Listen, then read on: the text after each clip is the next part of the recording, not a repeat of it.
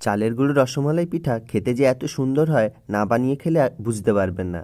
এটা বানানোর জন্য প্রথমে নিয়ে নিয়েছি 1 বাটি চালের গুঁড়ো, ওই একই বাটির 1 বাটি নারকেলের কোড়া, একটু এলাচের গুঁড়ি এবং 4 চামচ চিনি। এখানে মিষ্টিটা কম হলেই খেতে বেশি ভালো হয়। দিয়ে ভালো করে এটাকে শুকনো অবস্থায় মিশিয়ে নিচ্ছি। এবার একটু উষ্ণ গরম দুধ দিয়ে দিলাম। আপনারা এর পরিবর্তে উষ্ণ জলও ব্যবহার করতে পারেন। দিয়ে ভালো করে মেখে একটা শক্ত টাইট ডো তৈরি করে নিতে হবে। বাইন্ডিংয়ের জন্য দিয়ে দিলাম 4 চামচ ময়দা। আপনারা ময়দার পরিবর্তে আরও একটু চালের গুঁড়ো দিয়ে একটা শক্ত ডো তৈরি করে নেবেন। দেখুন বন্ধুরা, এইভাবে এটাকে একটু রেস্টে রেখে দিলাম। মালাইয়ের জন্য 1 লিটার লিকুইড দুধে 2 চামচ গুঁড়ো দুধ দিয়ে ভালো করে ফুটিয়ে নিয়ে 2টো এলাচ এবং নলেন গুড় দিয়ে মিশিয়ে ভালো করে ফুটতে দিলাম। এবার ডো থেকে ছোট ছোট করে বলের মতো করে রসমালাইয়ের আকৃতি তৈরি করে নিলাম। দেখুন বন্ধুরা, এইভাবে পুরোটা প্রস্তুত। এবার ফুটন্ত দুধের মধ্যে ওগুলো দিয়ে দিলাম। দিয়ে ভালো করে 5 মিনিট সেদ্ধ করে দুধটাকে গাঢ় করে নিলেই প্রস্তুত